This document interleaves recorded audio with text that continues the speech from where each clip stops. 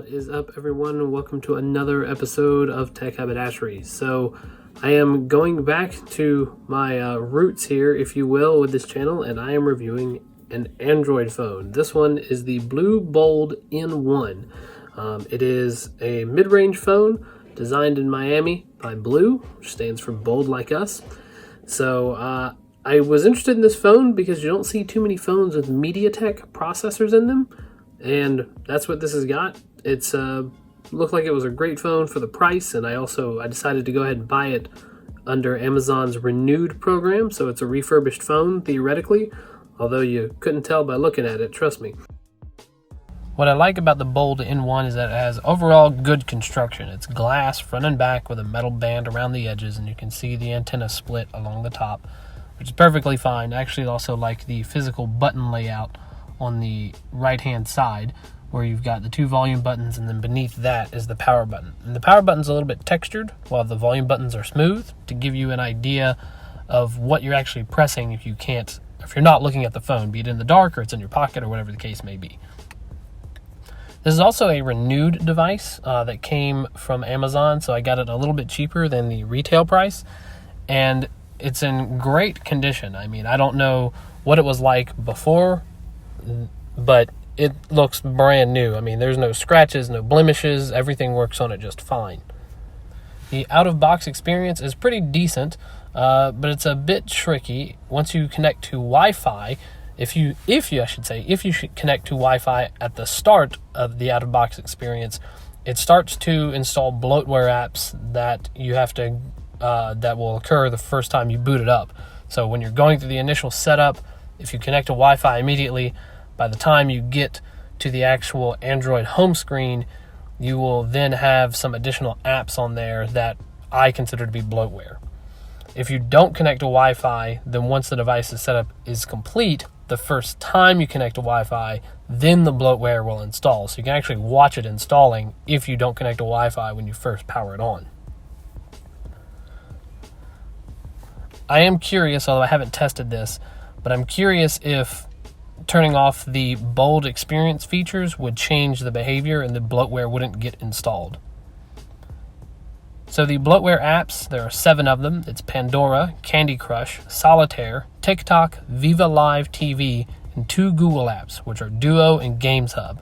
You can't uninstall Duo, nor can you uninstall the default browser of Opera. Opera is not an add-on app, it's just the default browser that comes with the phone. To me personally, Opera is concerning because it's owned by a Chinese company now, and they may be receiving telemetry data about your device. I can't prove this, but that's a pretty common MO for Chinese companies at this point, given the CCP's requirements for operating a business. It's even more concerning that there's no updates on this device since January 2020. This is an egregious security error. Security is the most important feature for me, so this is a major detractor. Additionally, BLU used to have on their sales page that an Android 10 update was planned. This has since been removed. And speaking of updates, the Play Store's Play Protect feature is in place. So once you sign into the store, you'll get your typical app updates and security notices regarding those apps. As far as the hardware of the phone is concerned, we'll talk about the specs, then the camera, then the audio, then the screen, which includes the fingerprint reader, and the battery.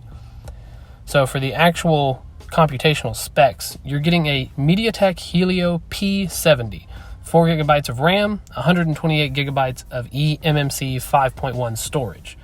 We don't see a lot of phones here in the US with MediaTek SoCs, but there's some good news out there. MediaTek is known for making pretty bog standard reference ARM processors.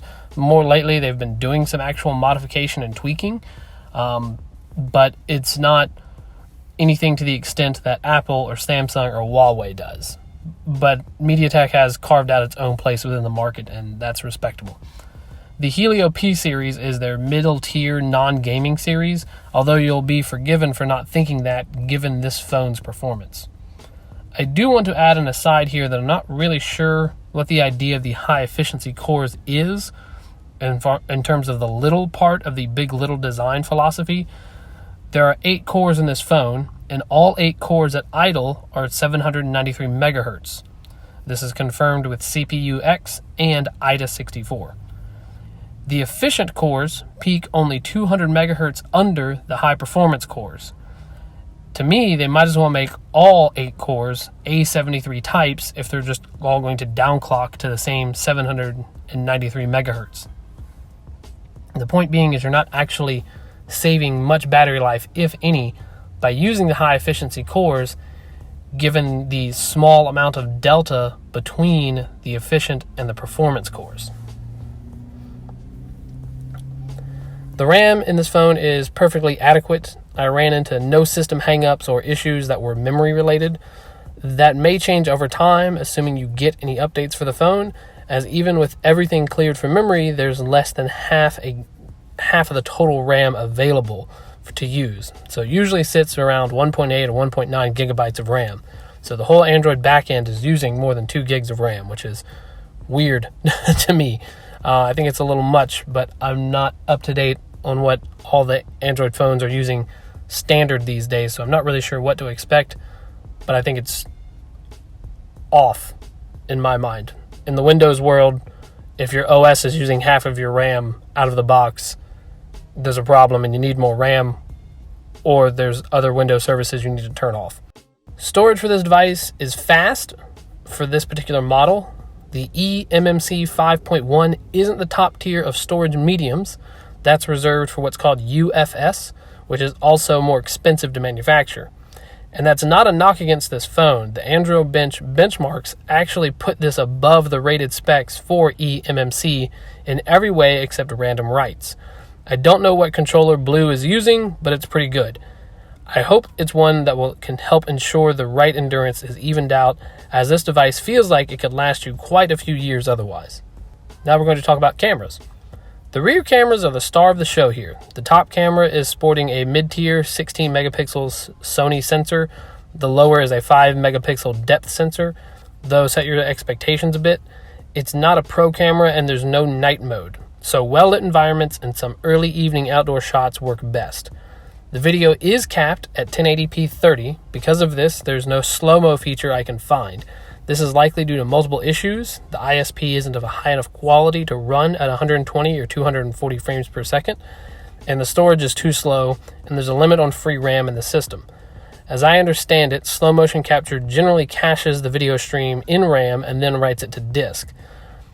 Since that process is RAM intensive, BLU probably went the direction of not offering the feature to avoid disappointing quality.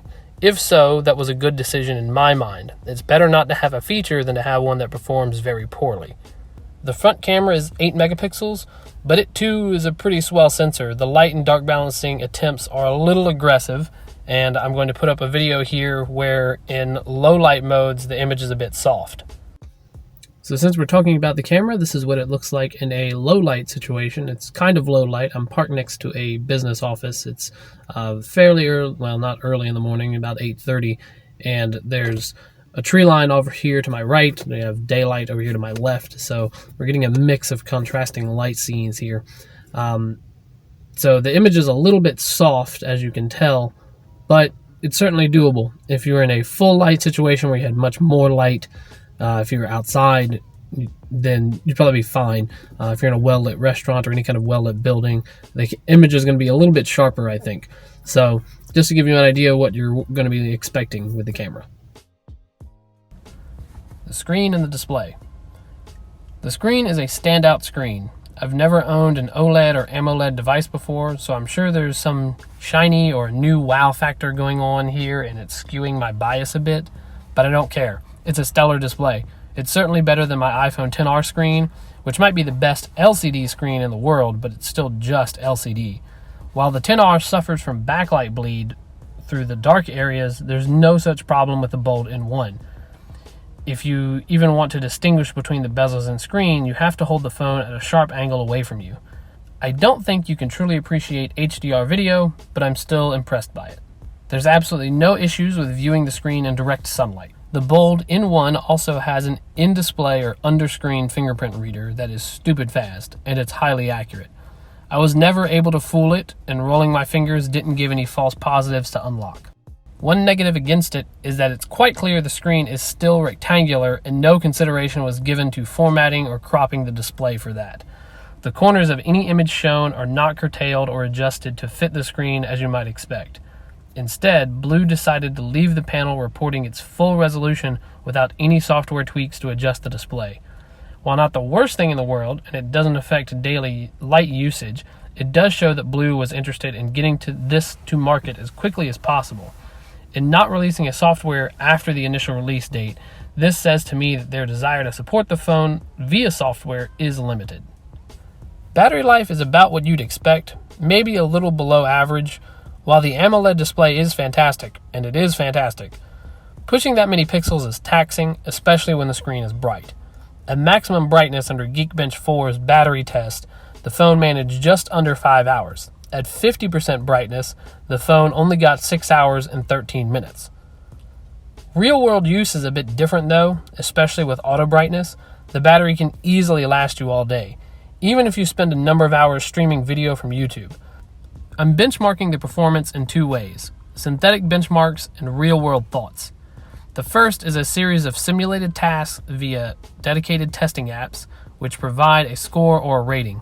Generally, these are rather abstract and don't translate to anything in the real world. They're meant to be used for what they are, benchmarks, namely benchmarks against other phones. The second are my thoughts and observations. I'll also touch on network speeds here. We'll actually talk about network speeds first. They're pretty great. I've had no issues with streaming videos. 2 of the 3 out of the benchmarks that I've used agree on the speeds, but Netflix's Fast.com app rates it as very low. That might be because of the coronavirus and so many people taxing their services at the moment.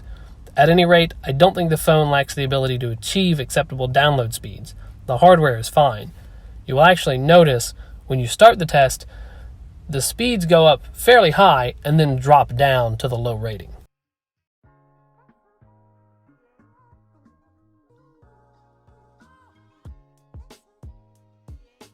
For my synthetic benchmarking, I decided to go with Geekbench version 5, as this is the newest version and it is advertised as having more accurate to modern CPU workloads. In single core performance, the system is just a hair below the Samsung Galaxy A50. In multi-threaded performance, it's just a little below the Galaxy S8, but is overall better than the Galaxy A50. For Geekbench's compute metric, there is not an option, or at least there's no direct comparatives in the app for the Vulkan benchmark, but in OpenCL, we are seeing a score that is right below the Galaxy A50 again, but about double that of the Xiaomi Redmi Note 7.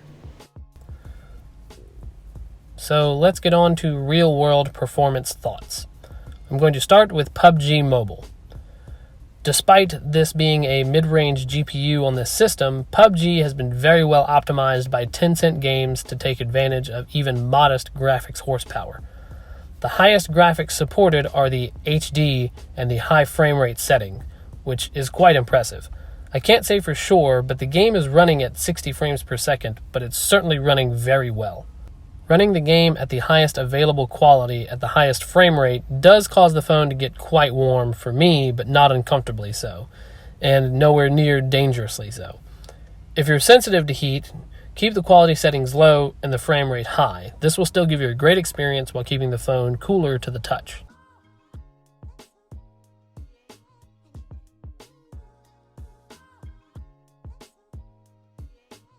Call of Duty Mobile. Yes, I decided to try it out, and it also runs exceptionally well on this hardware.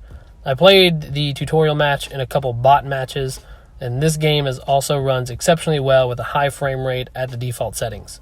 Occasionally there's a small frame rate drop, but this is infrequent, and overall the default settings are pretty sharp. It looks a lot better than PUBG does. Call of Duty is a franchise that has always targeted a high FPS count on many kinds of hardware, both on the PC and the consoles. It's no surprise to expect and receive the same treatment on mobile. As a top-down MMO game with a lot of graphical flourishes, I thought this would be fun to try out, and I wasn't disappointed. Again, the Bold N1 impresses with the quality of the image and the quality of the frames delivered. There's quite a lot of action early in the game, and I couldn't see any appreciable frame rate pacing issues.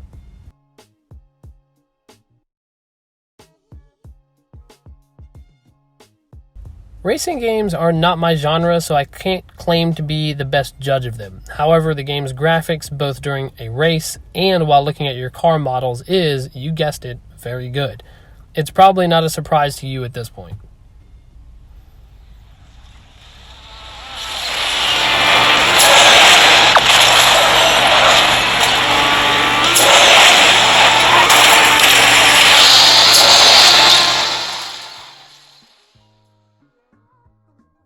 At this point, this is an older game, but it still looks nice, and it's convenient for testing Bluetooth controllers. The opening scene is a great test scene as you escape through Venice on a high-speed boat while also shooting at a pursuing attack helicopter. It's a very Call of Duty-like sequence, and it's easily repeatable. While the phone's performance was still quite high, it's a bit of a moot point given its age. I suspect that even entry-level budget phones will power this game pretty nicely in these days.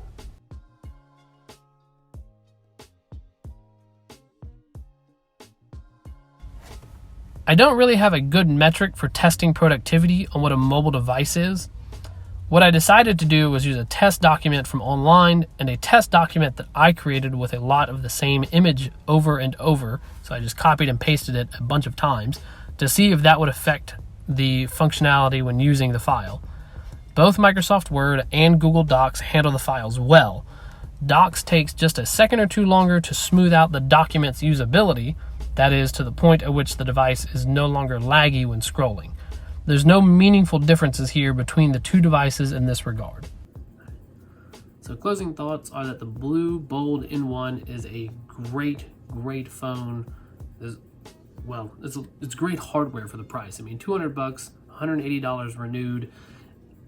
I don't know how much better you can get than that. I mean, the processor and the graphics chip just have no business being as performance capable as they are for this cheap. It's a great deal in terms of the hardware. Camera is decent. It's not stellar, but the cameras are decent. The audio I didn't really go over. That's because it's just average audio. It's a mono speaker right here at the bottom. There's not much to it. It doesn't sound great. It doesn't sound horrible. So otherwise, the hardware is absolutely stellar. I mean, the screen even still looks phenomenal. It's just a great looking screen. So would I recommend the phone? No, I wouldn't recommend the phone. That's why I wanted to be clear in saying it's great hardware for the price. It's not a great phone for the price. And that comes down to the security updates. BLU has to support these kind of devices long term with security updates. We're not even talking about feature updates. Your privacy is important. And I'm not talking about privacy as in you're using a Google device and therefore all your data is going to Google. That's not what I mean. I assume if you're buying any Android device that's got Google Apps on it, you're okay with that being the case. I'm explicitly talking about third-party groups or users or hackers, whatever, that access your systems or your system of your phone in any kind of unauthorized fashion. That's what I mean specifically. And it's just not a good deal when you consider it that way. Somebody is going to mention zero-day exploits possibly, but it's not a zero-day exploit when your phone is 5 months out of date on security updates. There's no reason that this phone can't have the new Android updates. Absolutely none. But it doesn't.